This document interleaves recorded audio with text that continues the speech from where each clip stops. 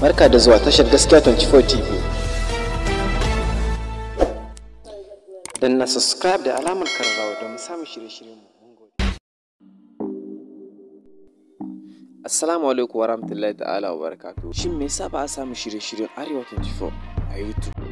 Shirye-shiryen su kamar gidan badamasi, dadin Kowa, kwana kafin mu amsa wannan tambaya, dan Allah kada ku manta ku danna subscribe da kuma alamar karrawa domin ku ba mu karfin gwiwa ka muku shirye-shirye.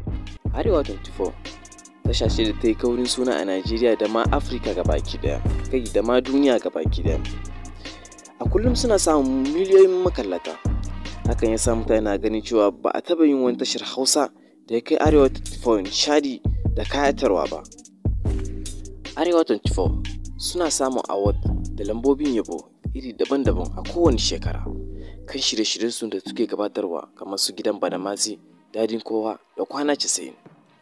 A dade wayannan shirye-shirye ana samun su kai tsaye a tashar YouTube, amma yanzu ba a samun su. Ko da wani ya ɗauka ya ɗora YouTube, Arewa24 za su kai karansa zuwa ga YouTube, sannan YouTube ya biya goge wayannan bidiyoyi, sannan ya maka gargadin cewa kada ka sake ɗora wannan bidiyon. Ko me yasa haka? A da sai ga cikin sauki ka samu kowane irin shirin Arewa24, ko dadin Kowa ko gidan badamasi ko kwana 90 a YouTube ko kuma a sauran application din su Arewa24 cikin sauki. Kai wani lokutan ma tun kafin a aska shirin a Arewa24 za ka samu ka kalli wannan shirin a cikin application din su mai suna Arewa24.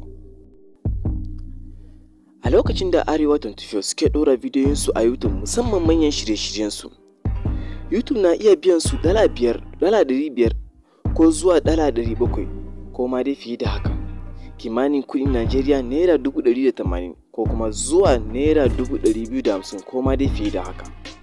Wayannan kudaden Arewa24 suna gani kamar yayi kaɗan ko kuma baya wadatar da su, don haka suka kirkiri wani application mai suna Arewa24 on demand.